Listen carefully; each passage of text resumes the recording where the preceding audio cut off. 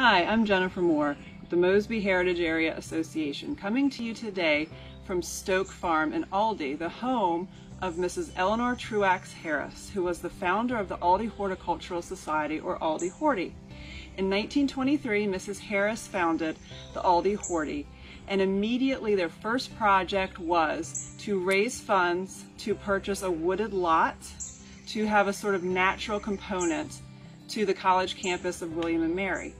And then immediately following that, Mrs. Harris started suspecting in 1925 that a Dutch elm disease embargo would probably impact the ability to import bulbs from Holland.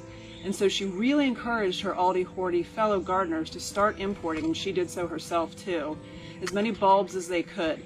They were doing daffodils or narcissus and boxwood and all these sort of bulbs that were in fact embargoed in 1926. They ended up here in Aldie with so many bulbs that they became sort of nicknamed the Aldie bulb growers. And the result of it was that the ladies of the Aldie Horty were able to sell cut flowers, which they would take to the plains and send by train to New York City for sale. And so in that way, the ladies of Aldie Horty were able to bring in an income in the 1930s when it was so needed. And this was in a socially acceptable manner for the ladies to provide an income to their family. And so then as we move into World War II, it became all victory gardening.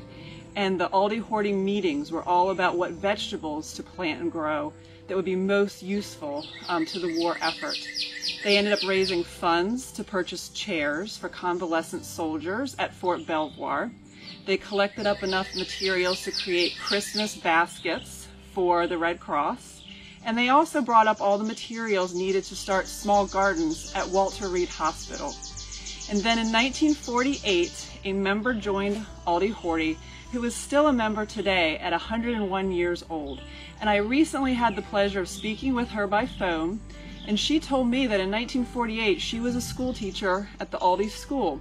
And she had gotten that job because the previous two teachers had departed Aldie for the Hollywood Hills in search of stardom, and so she got the job as teacher. She was asked to join Aldie Horty, and she related to me that she said, "Sure, I'll do it. What's my first job?" And they said, "Well, you're at the school. Why don't you go ahead and water the dogwoods that are in the sort of entryway to the school that Aldie Horty had taken from the woods in Aldie and planted there on the school grounds." And so this oldest living member recalls bringing buckets and buckets in a dry summer from the Aldie Dam up to the schoolhouse to keep these dogwoods watered. She also related a fun story to me that when she grew up here in Loudoun County with her mother and grandmother, it was always vases or bud vases with very small floral bouquets. And then when she joined Aldie Horty, she learned suddenly a very artistic expression, floral arts, and flowers overflowing out of bowls and things like that. And so she really felt that she learned more about floral decorations than she never would have had without Aldie Horty. She also related that at this time in Aldie, you would be able to get a little bit of money if you allowed politicians to place signs in your yard.